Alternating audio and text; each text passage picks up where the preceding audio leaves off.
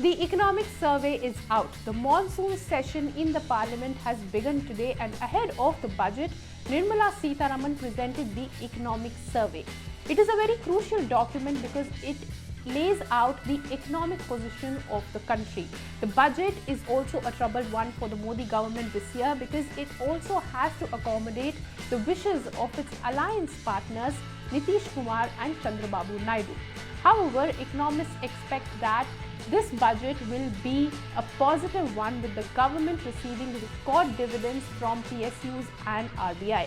Coming back to the economic survey, let's quickly understand what it is and what were the key highlights of the survey presented today. In simple terms, economic survey is a survey conducted to look at the financial developments of the country in the last financial year.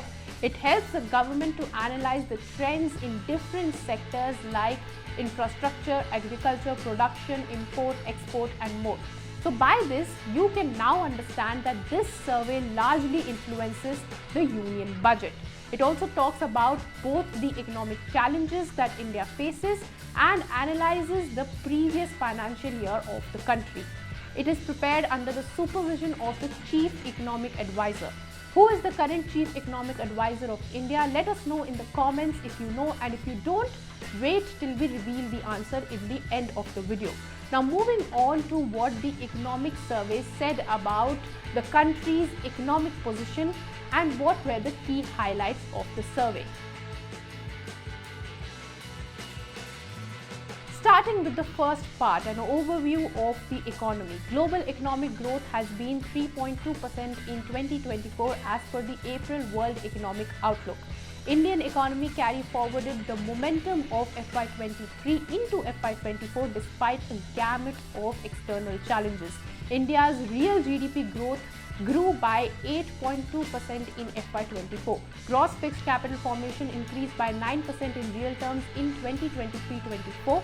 This is the money invested in creating assets to increase production. Inflation, however, is a key concern as it is globally due to delay in monsoons and supply chain disruptions. However, retail inflation declined to 5.4% in FY24 from 6.7% in FY23. Core inflation also declined to 4 years low. However, food prices are still under pressure globally. Food inflation has increased to 7.5% in FY24 from 6.6% in FY23.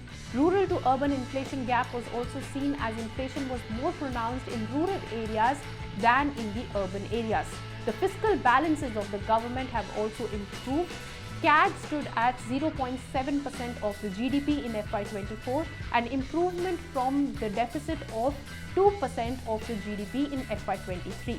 India's banking sector and financials showcased strong performance in FY24 with NPAs reaching multi-year lows. Stock markets also witnessed a bull run with India's market capitalization to GDP ratio becoming the 5th largest globally. Now this was the overview of the economy.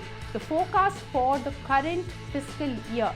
Real GDP growth, the document says that will be around 6.5% to 7%.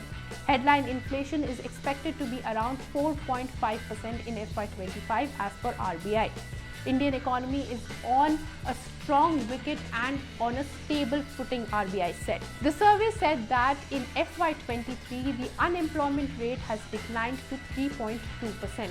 Coming to the challenges, key things that the government's growth strategy has for Amrit Kal or things that the government will overcome in this term includes: first, boosting private investment; second, growth and expansion of India's MSMEs; third, recognizing potential of agriculture as an engine of future growth; fourth, secure financing for green transition; fifth, bridging the gap between education and employment; and sixth, focus on building state capacity and capability. The budget is expected to boost consumption and reduce the burden on the middle class and also create jobs to improve unemployment through manufacturing and MSME boost. Hope you understood the content of the economic survey. For more such news and views, keep watching ET Now.